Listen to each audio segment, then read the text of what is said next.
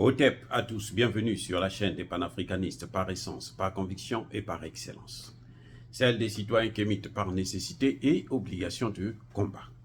Nous sommes une chaîne qui n'est guidée que par nos ancêtres et rien que par les ancêtres qui appartiennent à l'égrégore du monde noir. Par conséquent, nous ne croyons en aucun Dieu venu de l'étranger. Toutefois, cette vidéo n'est aucunement destinée à inciter à la haine ou à la violence, car nous menons un combat qui est d'abord et avant tout spirituel, intellectuel et démocratique.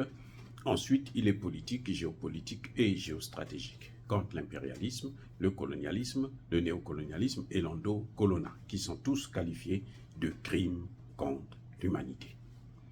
Nous menons ce combat sur la base du principe fondamental que nous avons hérité de nos ancêtres kémites, qui est celui de la Mahat, c'est-à-dire solidarité, vérité et justice.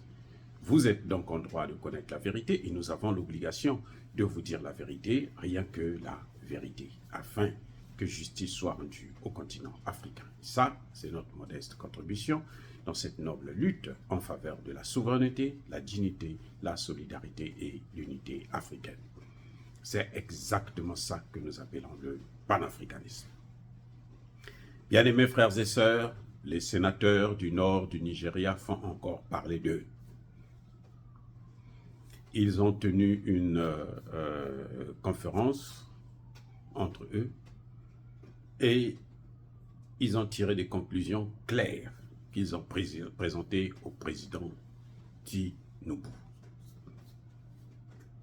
Que demandent les sénateurs du Nigeria, du nord du Nigeria, de toute la zone qui fait frontière avec le Niger? Ils demandent à Tinubu de lever les sanctions immédiatement contre le Niger. Eh oui, les sénateurs du Niger demandent à Tinubu de lever les sanctions. Ils demandent à Tinubu de remettre l'électricité au Niger. Et ils expliquent pourquoi. Ils disent d'abord, ils reconnaissent que ces sanctions sont illégales et illégitimes. Elles sont cruelles et inhumaines et que ça peut avoir des conséquences sur le Nigeria lui-même. Comment et pourquoi? Vous savez qu'au Nigeria, il y a aussi Boko Haram qui continue à faire des victimes. Beaucoup de morts. Quand tout ça est arrivé, il y a près de 350 000, écoutez bien, près de 350 000 Nigérians qui ont traversé la frontière pour aller se retrouver, chercher la paix, une meilleure vie au Niger. 350 000. Donc ces sénateurs disent, mais si le Niger prend ces 350 000, ces réfugiés-là, il nous les renvoie. Vous imaginez quels dégâts ça va faire? On a présenté le dossier à Tinubu. Monsieur Tinubu, regarde, si eux ils prennent ces gens-là, ils disent non, repartez chez vous. Parce que nous on souffre ici à cause de vos parents, ben repartez et puis laissez-nous dans notre misère. Ça va déstabiliser le nord du Nigeria. Donc, Monsieur Tinubu, vous avez intérêt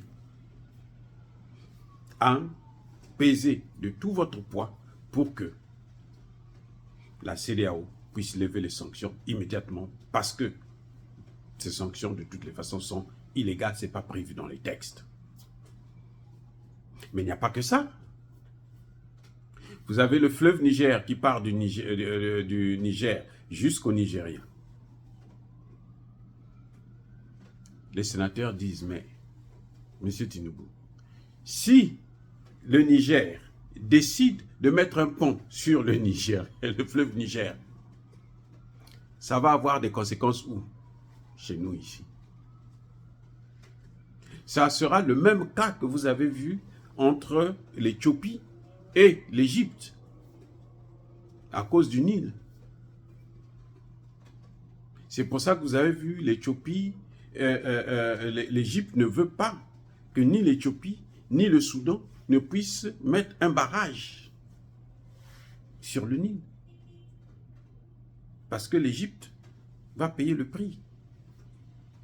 Donc si le Niger décide de mettre un barrage sur le fleuve Niger, eh bien, il y aura des répercussions, des conséquences très dommageables pour le Nigeria, notamment le nord du Niger. Et pour tout ça, les sénateurs disent, mais attends, on dirait que toi tu es là à défendre des intérêts de la France, alors que nous avons nos propres intérêts ici. On t'a bien dit que ces populations-là, qu'il y a au nord et au Niger, là, ce sont des populations qui sont, c'est la même famille.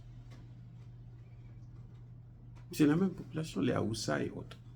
Donc, si toi tu fais ça, c'est que tu es en train de déstabiliser ton propre pays au profit des autres. Mais qu'est-ce que les Français ont à voir avec ça? Rien.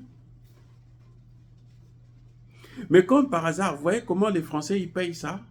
C'est que les Américains, ce que les Français sont en train de faire en Afrique, c'est ce que les États-Unis font à la France. La France aujourd'hui est la chose des Américains. C'est le paillasson des Américains. C'est pas moi qui le dis. François Asselineau passe son temps à vous le dire. Florent Philippot vous le dit. Ils sont nombreux maintenant qui vous le disent ouvertement. La France, c'est les États-Unis qui gouvernent la France. Et elle, la France maintenant veut se plier, se tourner vers nous. Mais nous, elle a commencé à nous piller depuis très longtemps, à nous dominer depuis très longtemps. Le problème, c'est que maintenant, nous ne voulons plus cette domination. Et donc, qu'elle dégage, qu'elle nous laisse tranquille, qu'elle ne nous dérange pas. Dire cela, c'est inciter à la haine ou à la violence. Non.